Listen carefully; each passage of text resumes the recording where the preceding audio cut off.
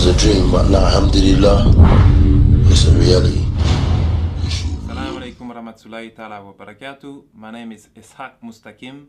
My father is from Haiti and my mother is from Switzerland, and I'm Muslim 2 years now. I was born in Montreal and I grew up in Montreal. When I was a young kid, I was really good in school. Like my mom, I'm sure my mom had like high hope in me because I was his first kid, and I was a really good kid, really good grades in school and everything. Everything changed while I was looking for happiness. I was only living with my mom and my stepfather, and I didn't really have a father figure.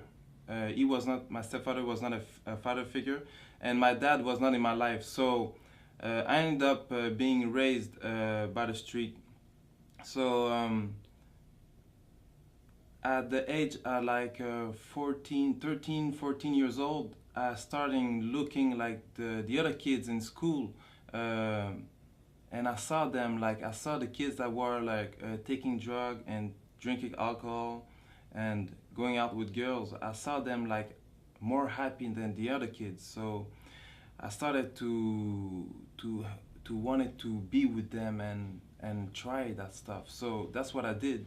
And hanging out with bad people end up to giving us like bad habits. So at the age of 15,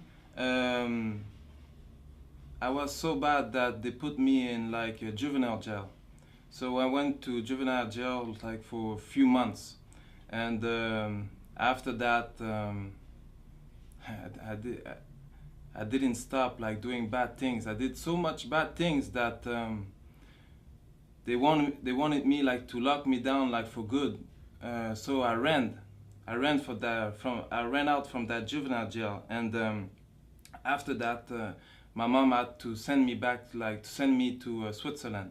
So I went to Switzerland to work for her brother, and I worked there like for 3 months. But then again, I was alone there, but I put myself into a trouble that the police was looking for me, that I had to come back here to Montreal. And that was at the age of 17. At the age of 17, I cooled off. I stopped doing like bad things a little bit because I was saying to myself like soon I will be 18, and soon like if I get caught, I will go to jail.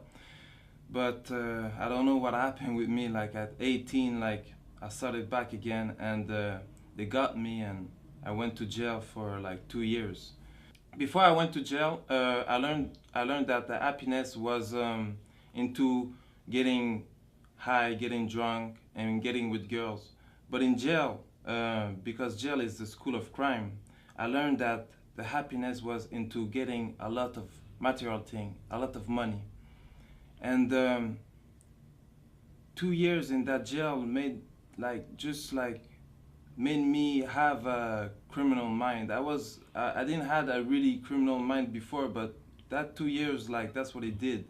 And I was Christian before, and I was Christian, but I was not praying. I was only praying like when I wanted something really bad, or when I was into problems. And that jail time was for me a problem. So I started reading the Bible and praying a little bit. And I don't know why, like somebody that I wasn't speaking with, he wasn't around like who I was hanging with. He just came and gave me the Qur'an, and he told me to read it. But at that time, like I was reading the Bible, and the Qur'an was not written the same way, so it didn't like touch me. So I just like give it back. After when I got out from jail, I started my mission to get money. When I got out of jail when I got out of jail is then when I started chasing the money, getting after the money. And because I had no school and the fastest way to get money was a criminal way, that's the way I went. And in every type of way to make money, any type of like bad thing you can think, I was in it, because really my plan was getting money. And I lived like, I don't know if it's a good thing, or if some people would say it's a good thing, some people would say it's a curse, because in my life, like, I achieved like most of my goals that I wanted. And for 10 years, like, I lived that life of like luxury, that life of power and respect. So because when I say this, like, people don't really understand, so I have to make a little bit like of explain a little bit. Like when I say like I had the things that most people, young and older, they would like to have, that I had in my life, they don't really understand, because everybody has his own perspective on like what is luxurious. So when we're talking about cars, Benzes, I had a few, BMW, Porsche, Viper, Hummer, Jaguar, Cadillac, like most of all the brands, like the big brands, that's the car that I had. Like houses, condos, but not like only like the cars like normal, like the car, because when you buy a car, it's like to make you happy, but the thing is that happiness doesn't last. So right after, like, you have to suit up the car. But after, when the car is suited up, there's nothing else to do. So you buy another car. Me at one time, like, had like 2 cars, and I was renting out like other cars just to have another change, because like I was bored. I had a house and I was living in hotel suites. It cost me like 10,000 a week just for hotel suites. So the clothes, like just the clothing, like because like when you have money, like even the money like change your style a little bit. Because before I was like I was dressing like everybody, but after that I had to like buy suits, you know, like $3,000-4,000 suits, you know. And I had like me, I was not really the type that was going like into clubs and partying. I didn't really like that. What I liked it more was really, because really I was on a mission, I really liked it more like staying home, counting money, planning for other plans, you know. So when I got out into the club, was only like for money purpose, when we had like meetings, or like when they invite me. So they had to be like VIPs and everything, because the thing is that most of the rappers, they want to be like gangsters, and most of the kids, they want to be like rappers, but those rappers, they want to be like the criminals. And at one time, that was the type of person I was. I was a person that really liked like to enjoy a good meal. So that's what I liked it most. Every day going to big restaurant, like the biggest restaurant of the cities, and eating on floors that most of you will never see, like floors that are not open to the public. So we eat like for like few thousand a meal, and that's nothing, because there's other people that's doing more, you know. So that was the type of life that I was living. and I lived like a millionaire life for like 10 years. But at the end, because all that doesn't come from nothing, you have to work a lot. And at the end, I was questioning myself, like, because when you have all that, and I didn't find the happiness, like, even at one time, because I was in my house, that I rebuilt my complete house, like, I made a container, like, to come in front of my house, and I destroyed everything, like, throw out everything in the container, and I rebuilt everything, like, with the best of the material. But even after, I'm alone in my house, like, and I'm thinking, like, I'm not happy. Even if I drink the best of the alcohol, I'm not happy.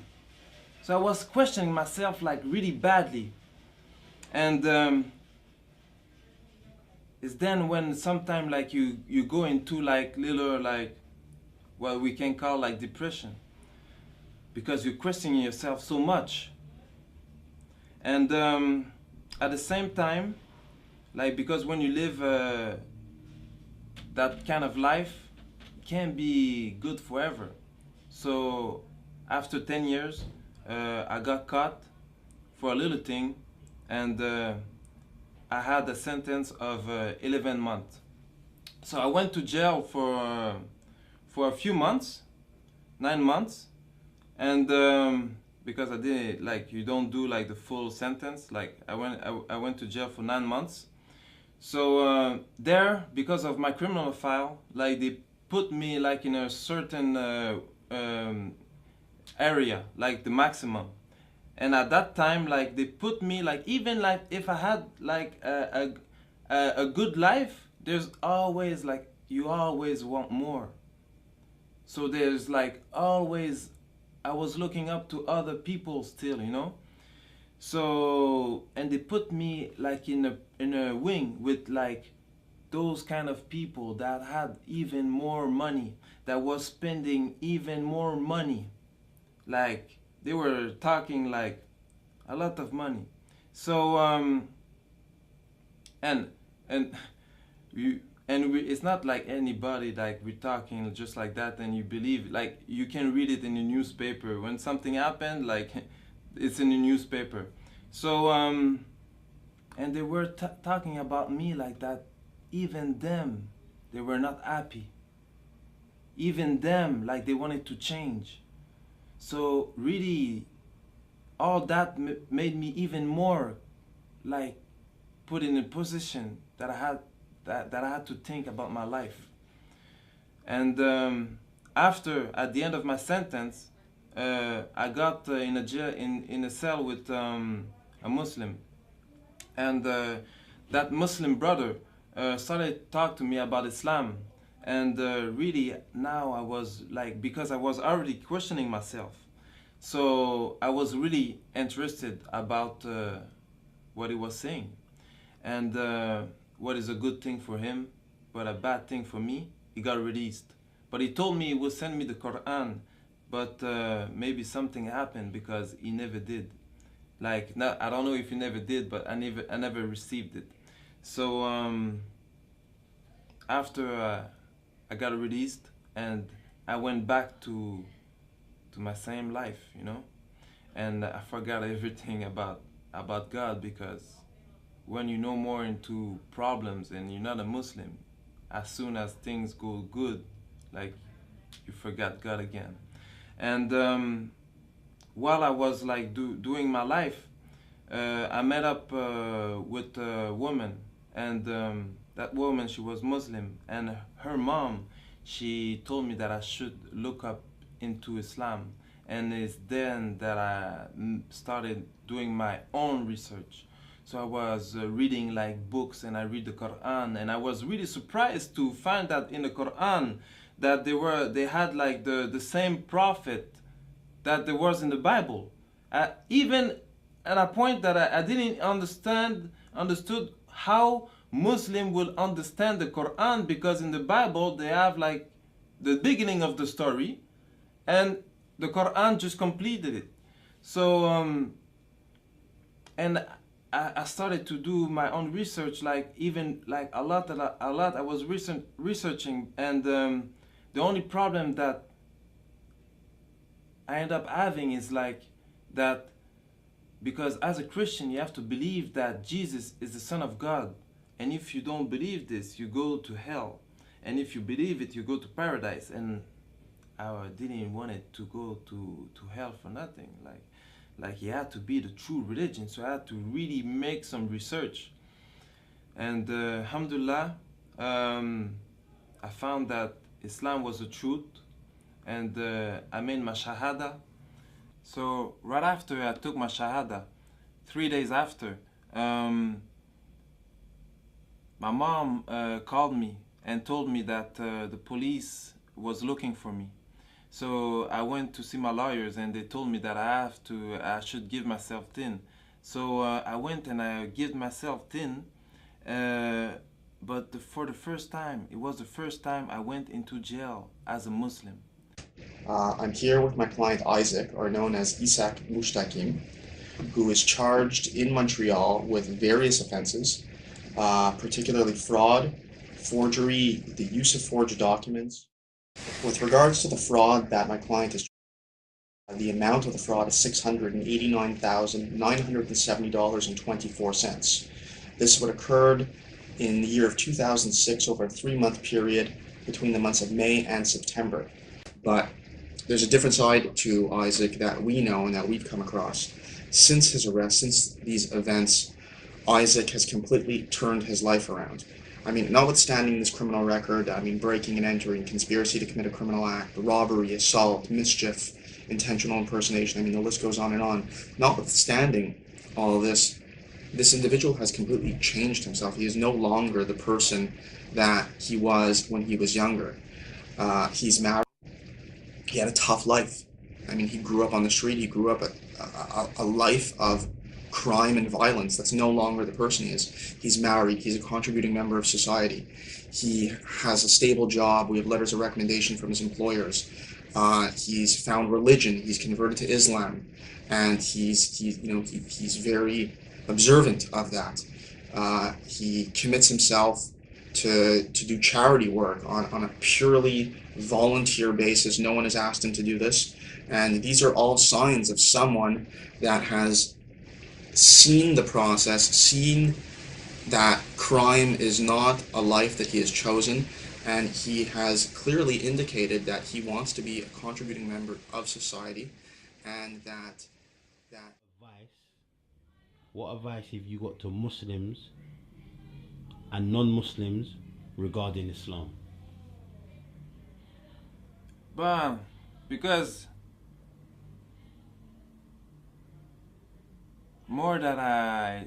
before I never knew like Muslim people.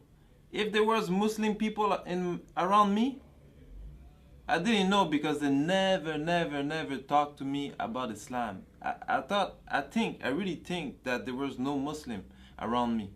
But now that I'm a Muslim and I'm just like hanging out with Muslim and seeing Muslim, there's a thing that really like get me sad, you know? Is because me, before I used to like a lot of the tattoos, and on my head a tattoo get money. But more that I see little kids, like young Muslim, I realize that they have the same tattoo that I have, but not on their head. They have it on their heart, and they want to compromise their Islam for money, for like seriously stupidity. Like I don't, and that get me like really sad, that they don't know the value of what they really have. Because Islam gives me an happiness that everything that I had in my life, like all the money, the girls, because with a lot of money comes the girls, the money, the girls, the house, the condo, like all that life never give me a happiness that I have today. A happiness that lasts.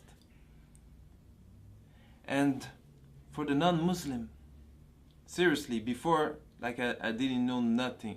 For real, me, before, I will never thought I will be a Muslim. Never. Never. So seriously, like, what they're showing, like, in the media, because we all things like, we think like Muslim is like crazy people with beard that want to blow themselves up. Like, I don't understand. Like, what you see in the media is not the real thing. Really, if you want to learn something, you open the book and you read. And before, I used to not read, never read. But seriously, when you read about Islam, it's the best thing that you can learn. And even if you're not interested about changing your religion or getting a religion, at least just read it for like education. Just read it so you know what they're talking about. Why so much people are turning into Islam? Why? You have to question yourself, like, because everybody has a brain. Maybe you believe there's a God or not. I believe there's a God, and a God like give us a brain, and the brain is to think. So I just ask you to think by yourself. Don't think like don't just follow what the media gives you. Like, think by yourself and read. Like, read the Qur'an. There's translation of the Qur'an in French, in English, in all the language. So just read. Try to really learn about Islam, and don't look what the Muslims are doing, because that's a lot of people say like, but I know a Muslim. A lot of Muslims, we're human beings and we all do mistakes, and there's a lot of Muslims that like there's only one Muslim, and that was a prophet that really like can live what the religion, the Prophet ﷺ, like that really like lived what the religion was teaching. But all the Muslims, most of the Muslims, even me, I'm not a perfect Muslim. We all try to be good. We all try, but you can't learn the religion by looking at me or hearing what I'm saying. So that's why I'm saying, go read the Quran and learn about Islam from its source. And I want to say JAZZAKALLAHU khair to Roadside to Islam. Assalamu alaikum wa rahmatullahi ta'ala wa barakatuh.